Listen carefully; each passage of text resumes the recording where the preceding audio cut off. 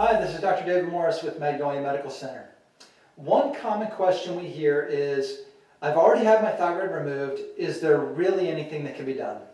Well, the answer to that question is a resounding yes. Many of you will find that even if you've had your thyroid removed, you're still suffering from thyroid symptoms or low thyroid symptoms even when you're on medication, such as weight gain or fatigue or constipation, depression, your hair is still falling out, you're cold all the time, all of those symptoms of an underactive thyroid, yet you're on medication. So here's the first thing. When you've had your thyroid removed, it's almost impossible to remove all of it, to remove the entire thing. One analogy I've heard is like getting gum off the bottom of your shoe. You get most of the gum off, but let's face it, some sticky stuff still remains. Even if you've had the whole thing removed, there will likely be glandular thyroid tissue remaining. Here's the second thing. If you understand the fact that most thyroid function occurs away from the thyroid gland, you'll understand that lots can be done to help a patient who has already had the thyroid removed. We already know that 90% of hypothyroidism is caused by an autoimmune condition. If you remove the thyroid, you can still have the autoimmune condition, and that's the real problem that we need to handle. If you don't have a thyroid gland and you're taking thyroid hormone, Synthroid, levothyroxine, or even Armour Thyroid, here's what happens.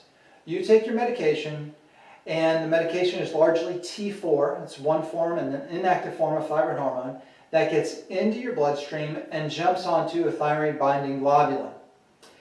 You can have a problem right there that has nothing to do with the thyroid gland itself.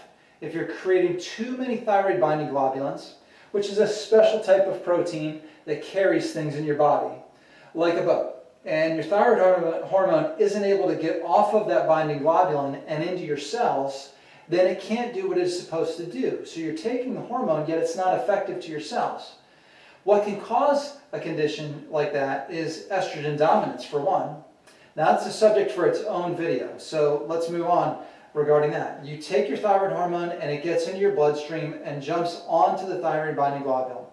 And it's carried to your liver, your kidneys, and your gut. And there, inactive T4 gets converted to the active form of thyroid hormone called T3. This is key to thyroid function, but doesn't even take place in the thyroid gland.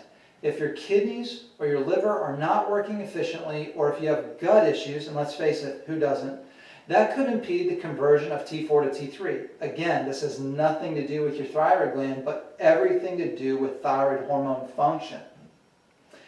So finally, you could have a condition called thyroid resistance, where the cells won't even listen to the thyroid hormone anymore. There are a few things that can cause this. If your cortisol levels are high, basically stress, basic adrenal fatigue, or if your estrogen levels are high or out of proportion to your progesterone levels, ladies, your cells can become resistant to thyroid hormone. Also, inflammation can cause this condition as well. I don't know of a single patient I've seen who had a chronic condition who did not have inflammation. So that's a major factor for many people. And again, these things are vital to address if you're going to have good thyroid function. But they're not related, again, to the thyroid gland or whether or not you have a thyroid gland. So if you've had your thyroid gland removed or ablated, you've had radioactive iodine ablation, but you're still suffering, yes, there's lots that can be done to get your thyroid function normalized and get you feeling better. I'm Dr. David Morris with Magnolia Medical Center. If you found this video to be informative, please subscribe below. There's a button right down there where you can subscribe to our channel here. Watch for more videos. Thanks for watching and stay on the path to good health.